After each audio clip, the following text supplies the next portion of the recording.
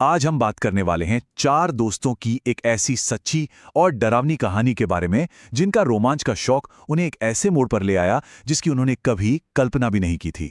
मतलब ये सिर्फ एक चेतावनी नहीं है, बल्कि एक ऐसा तजुर्बा है जो घूमने फिरने के शौकीनों की सोच बदल सकता है। ये कहानी उन अनजान खतरों की याद दिलाती है जो शायद किसी भी सफर में हमारा इंतजार कर रहे होते हैं। तो कहानी की शुरुआत होती है चार दोस्तों से और नई नई जगहों को एक्सप्लोर करने के उनके जुनून से, जो उन्हें उनके अगले पड़ाव यानी लखनऊ तक ले गया। तो ये थे दिल्ली के चार दोस्त, कॉलेज के यार, जिन्हें अपनी बाइक पर नए नए शहर घूमना बहुत पसंद था। वो पहले भी मुंबई और पुणे जैसे शहरों का चक्कर लगा चुके थे और इस बार लखनऊ जाने के लिए अंकित कुछ ज्यादा ही उत्साहित था। उसी ने बाकियों को इस ट्रिप के लिए मनाया था। पूरा दिन बाइक चलाने के बाद सोचिए उनकी क्या हालत हुई होगी। थकान उन पर इस कदर हावी हो गई कि दोस्तों को शहर के बाहरी इलाके में ही रात गुजारने के लिए कोई जगह ढूंढनी पड़ी।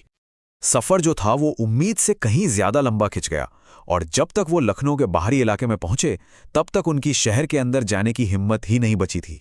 अब दिक्कत ये थी कि कोई होटल तो पहले से बुक था नहीं और उस सुनसान जगह पर ऑनलाइन भी कोई ऑप्शन नहीं दिख रहा था। उनके पास अंधेरे में आगे बढ़ते रहने के अलावा और कोई चारा नहीं था। तभी उन्हें दूर एक अकेली 3 मंजिला इमारत दिखाई दी। लग तो किसी पुराने जमाने के होटल जैसी ही रही थी, लेकिन उस वक्त वही उनका एकमात्र सहारा थी। उन्होंने अपनी बाइक रोकी और एक कमरे के बारे में पूछने के लिए अंदर चले गए। लेकिन रिसेप्शन पर जो बूढ़ा आदमी बैठा था उसने बड़ा ही अजीब जवाब दिया। उसने कहा, कमरे तो नहीं है, बस एक कमरा खाली है। मतलब इस बात का क्या मतलब हुआ? इसी बात से उस खाली से दिखने वाले होटल का रहस्य और भी गहरा हो गया और उसने उन्हें थमा दी एक चाबी, कमरा नंबर 307 की, जो सबसे ऊपर वाली मंजिल पर था। और बस जैसे ही वो लोग कमरे के अंदर पहुंचे, उनकी सारी थकान पहले तो बेचैनी में बदली और फिर खौफ में। कमरा बहुत ही ज्यादा गंदा था, चादरों पर मैल जमी हुई थी, लेकिन वो इतने थके हुए थे कि कहीं और जाने की हिम्मत ही नहीं थी। उन्होंने वहीं सोने का फैसला कर लिया, पर दीवार पर लगी एक औरत की तस्वीर ऐसा लग रहा था जैसे वो उन्हीं को घूर रही हो। और फिर शुरू हुआ असली खेल। सबसे पहले अंकित की नींद टूटी। उसे बाथरूम से पानी टपकने की आवाज आई, लेकिन जैसे ही वो चेक करने गया, आवाज रहस्यमयी ढंग से बंद हो गई। वो वापस आकर लेटा ही था कि उसे लगा जैसे किसी ने उसका गला दबा दिया हो। वो बुरी तरह घबरा गया और उसने अपने दोस्तों को जगाया। उसकी गर्दन पर लाल निशान पड़ चुके थे और तभी सूरज ने भी बताया कि उसे भी ऐसा लगा जैसे कोई उसकी छाती पर कूद गया हो। अभी वो ये सब समझ ही रहे थे कि क्या हो रहा है, तभी अचानक कमरे की लाइट चली गई और स्विच भी काम नहीं कर रहे थे। वो पूरी तरह से उस अंधेरे कमरे में फंस गए थे और तभी कमरे में एक धीमी सी आवाज गूंजने लगी, छन छन छन, जैसे किसी ने पायल पहनी हो। और बाथरूम के पास एक चमकती हुई परछाई दिखी, एक औरत की, जिसका चेहरा भयानक रूप से बिगड़ा हुआ था।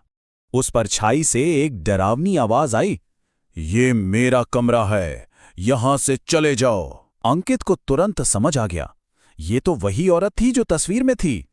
बस फिर क्या था, चारों दोस्त बुरी तरह डर गए और जैसे तैसे कमरे से भागकर नीचे उस बूढ़े आदमी के पास पहुंचे। लेकिन वहां तो एक और बड़ा खौफ उनका इंतजार कर रहा था।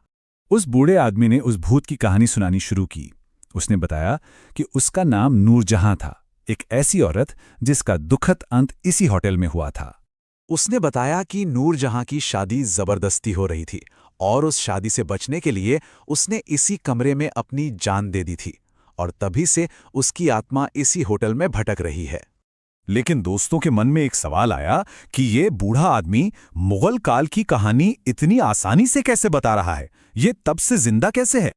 और जैसे ही उस बूढ़े आदमी ने अपना सिर ऊपर उठाया, उसकी आंखें चमक रही थी। वो लोग समझ गए कि ये कोई इंसान नहीं, ये तो एक शैतान है जो इंसान के भेष में है। बस इसके बाद दोस्तों ने एक पल भी इंतजार नहीं किया, अपनी अपनी बाइक उठाई और रात के अंधेरे में वहां से निकल भागे। वो पूरी रात बस बाइक चलाते रहे, पीछे मुड़कर भी नहीं देखा। वो उस रात बच तो गए, लेकिन लखनऊ हाईवे पर उस होटल का खौफ वो आज भी उनके